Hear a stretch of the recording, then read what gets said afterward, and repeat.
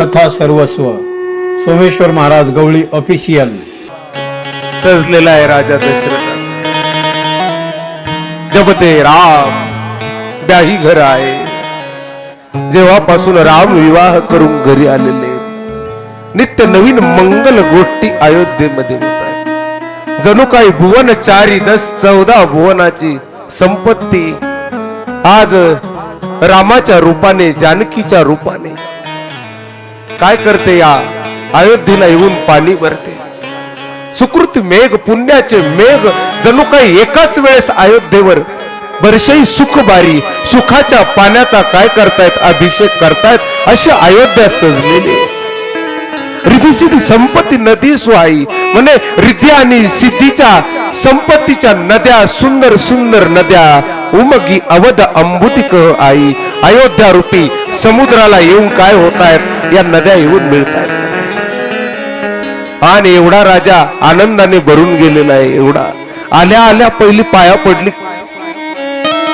कैकेयी मातेची, सीता माता. आणि पाया पडल्या पडल्या, हे राम, काय रे तुझी बायको? हे पोरी इकडे मांडीवर बसवलं जानकी मातेला. कोणी? कैकेयी मातेने. आणि या कैकेयी मातेच्या डोक्यामध्ये एक चूडामणी आहे. वासुकी नागाच्या डोळ्याच्या अश्रूमधून काही रत्न पडले. त्या रत्नात एक रत्न दिलेलं सुलोचनेला.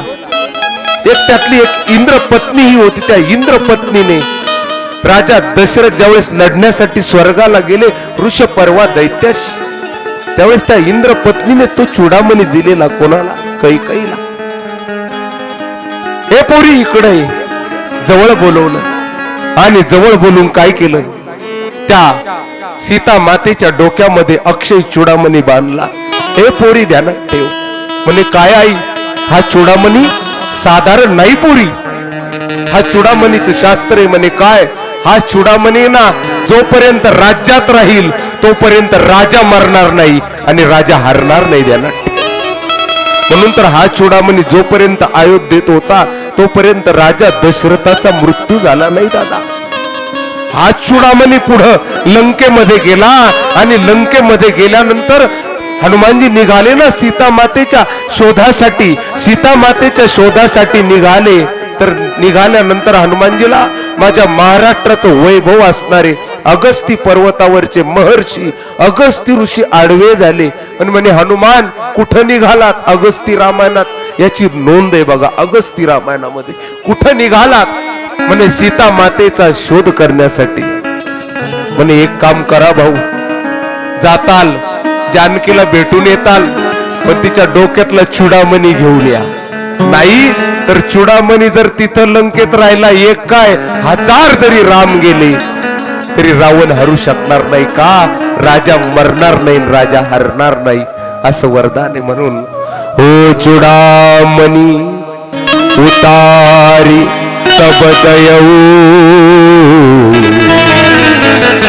हर्ष समेत पवन सुतलयऊ. हो कहे उतात अस मोर प्रणामा, सब प्रकार प्रभु पूरन कामा. म्हणून चूडामणी दिल्याचा उल्लेख रामचरितमानस मध्ये आहे. हा चूडामणी अक्षय चूडा कैकेयीने दिला. मी आत्ताच कैकेयी विषयी तुम्हाला सांगून ठेवतो. परत थोड्या वेळाने कैकेयी वाटेसाठी मला जर काही अपशब्द वापरायला लावले तर त्याचा अर्थ असा नाही, फक्त प्रसंग सांगावा लागेल म्हणून. पण कैकेयी माता ही महान पतिव्रत आहे. कैकेयी माता ही खूप महान पात्र आहे रामायणामध्ये, ज्याच्यापर्यंत चांगल्या चांगल्याला पोहोचणं अवघड जातं महाराज. खूप मोठं उंचावरचं त्यागाचं शिखर आहे कैकेयी या रामायणातलं.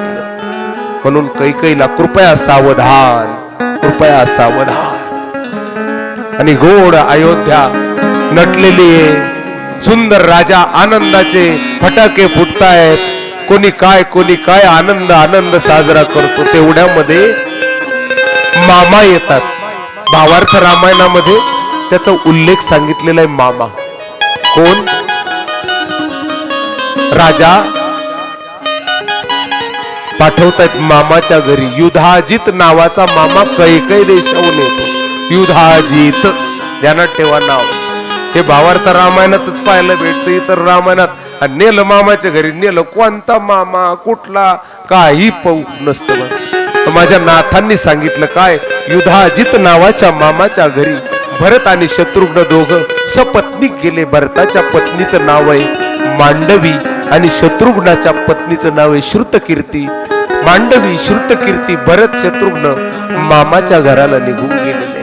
आणि एक दिवस राजा सभेमध्ये बसलेला आहे आणि राजाचं नेहमीच काय गोष्ट काय, राजा आनंदात आला की आरसा पाहतो का, होतो मन दर्पण कहला, मन दर्पण